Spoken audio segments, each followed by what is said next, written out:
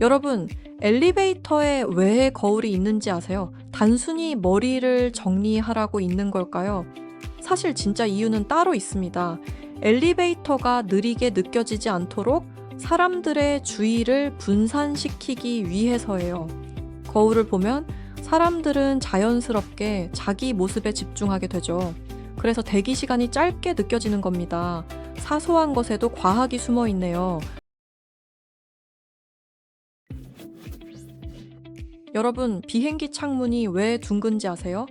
처음 비행기 창문은 사각형이었습니다. 그런데 과거에 큰 사고들이 반복해서 일어났죠. 이유는 바로 공기 압력 때문이었어요. 높은 하늘에서는 비행기 안과 밖의 압력 차이가 커지는데 사각형 창문은 모서리에 힘이 집중됩니다. 그래서 금이 가고 파손되기 쉬웠던 거죠. 결국 압력이 고르게 퍼지는 둥근 창문으로 바뀐 겁니다. 작은 모양 하나가 많은 생명을 지킨 셈이죠. 다음 몰랐던 사실도 궁금하면 구독! 여러분, 휴대폰 진동이 어떻게 만들어지는지 아세요? 사실 원리는 생각보다 아주 단순합니다. 휴대폰 안에는 작은 진동 모터가 들어있는데요. 그 모터 끝에는 한쪽으로 치우친 작은 추가 달려 있습니다. 이걸 이제 편심추라고 부르죠. 모터가 빠르게 돌기 시작하면 치우친 무게 때문에 균형이 깨집니다. 그래서 휴대폰 전체가 아주 미세하게 흔들리는 거예요. 그 흔들림이 바로 우리가 느끼는 진동입니다. 전화가 오거나 알림이 올 때마다 이 작은 부품이 열심히 일하고 있는 거죠. 요즘 스마트폰은 더 정교해서 짧게, 길게, 세게, 약하게 다양한 진동 패턴까지 표현할 수 있습니다. 단순하지만 정말 똑똑한 기술이죠. 비가 오면 나는 특유의 냄새를 아시죠? 사실 그 냄새에는 이름이 있습니다. 바로 페트리코어라는 냄새인데요. 이 냄새는 흙 속에 있던 작은 박테리아와 식물에서 나온 기름 성분이 만나서 만들어집니다. 평소에는 땅 속에 숨어 있다가 비가 내리면 공기 중으로 퍼지는 거죠. 그래서 비가 막 내리기 시작할 때 우리가 그 향기를 가장 강하게 느끼는 겁니다. 놀랍게도 이 냄새는 사람에게 안정감을 주도록 진화했다고 해요. 비 오는 날이 괜히 기분 좋은 이유?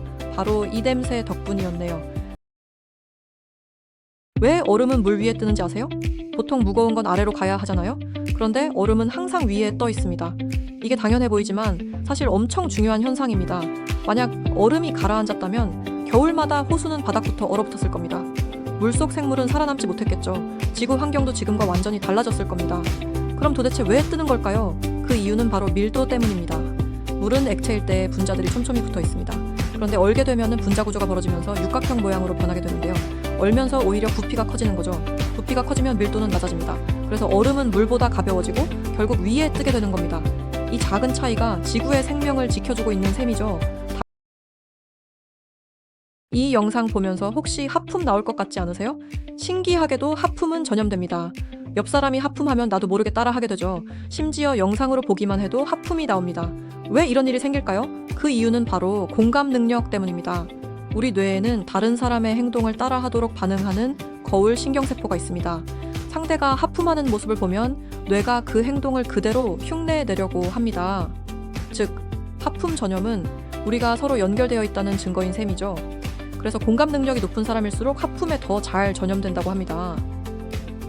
지금 하품 참으셨나요? 왜 신호등은 항상 빨강, 노랑, 초록 순서일까요? 파랑이나 보라색은 왜 안 쓸까요? 이건 단순히 눈에 잘 띄어서가 아닙니다. 사실 신호등의 시작은 기차에서 왔습니다. 초기 철도 신호는 빨강은 정지, 초록은 진행이었죠. 그런데 왜 빨강이 정지일까요? 그 이유는 바로 빛의 파장 때문입니다. 빨간색은 파장이 가장 길어서 안개나 비가 와도 가장 멀리까지 보입니다. 그래서 위험을 알리는 색으로 쓰이게 됐습니다. 초록은 그 다음으로 잘 보이는 색이었고, 노랑은 곧 멈춰라는 경고용으로 추가됐습니다. 즉, 신호등 색은 눈에 가장 잘 보이는 순서로 정해진 겁니다. 매일 보는 색에도 과학이 숨어 있었네요. 왜 지금은 쌍꺼풀, 작은 얼굴, 높은 코가 미의 기준이 되었을까요? 이게 정말 절대적인 기준일까요? 사실 아름다움의 기준은 시대마다 완전히 달랐습니다. 조선시대에는 통통한 얼굴이 부의 상징이었고, 서양 중세시대에는 창백한 피부가 귀족의 상징이었습니다. 그렇다면 지금은 왜 이런 기준일까요? 첫 번째 이유는 미디어 영향입니다. TV, 영화, SNS가 특정 얼굴형을 반복적으로 노출시키면서 우리 뇌는 그 이미지를 익숙함은 매력으로 인식합니다. 두 번째는 진화 심리학입니다. 대칭적인 얼굴, 깨끗한 피부는 건강한 유전자의 신호로 받아들여집니다. 하지만 중요한 건 이 기준은 계속 바뀐다는 겁니다. 지금의 이쁨은 절대적인 게 아니라 시대가 만든 평균값일 뿐입니다. 그러니까 혹시 나는 기준에 안 맞는 것 같은데 라고 생각했다면 걱정 마세요. 10년 뒤엔 당신이 유행일 수도 있습니다.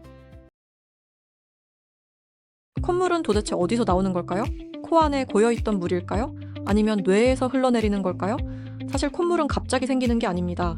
우리 코 안에는 원래 항상 점액이 만들어지고 있습니다. 코 안쪽 점막에서 하루에도 수백 밀리리터의 점액이 분비됩니다. 평소에는 이 점액이 먼지와 세균을 붙잡아서 우리가 모르게 목으로 넘어갑니다. 그런데 감기에 걸리거나 찬 공기를 마시면 코 점막이 자극을 받아 점액을 더 많이 만들어냅니다. 그래서 갑자기 콧물이 흐르는 것처럼 느껴지는 겁니다. 즉, 콧물은 몸이 우리를 지키기 위해 만드는 방어 시스템입니다. 더러워 보이지만 사실은 열심히 일하고 있는 중입니다. 그러니까 다음에 콧물 나오면 지금 방어 중이구나 하고 생각해보세요. 이 장면 분명 처음인데 왜 한번 겪어본 것 같을까요? 이게 바로 데자뷰입니다. 많은 사람들이 전생이나 예지 같은 걸 떠올리지만 사실 이유는 뇌의 착각입니다. 우리 뇌는 지금 보는 정보를 두 단계로 처리합니다. 먼저 익숙함을 판단하고 그 다음에 기억을 확인합니다. 그런데 아주 짧은 순간 이 순서가 어긋나면 아직 경험하지 않은 장면이 마치 과거 기억처럼 느껴집니다. 쉽게 말해 뇌가 이거 기억 있어 라고 실수로 먼저 말해버리는 겁니다. 그래서 우리는 이상하게 소름 돋는 느낌을 받습니다. 즉, 데자뷰는 미래를 본 게 아니라 뇌의 타이밍 오류입니다. 지금 이 순간도 처음 겪는 게 맞습니다. 영상이 좋았다면 좋아요 버튼을 누르고 구독해주세요. 감사합니다.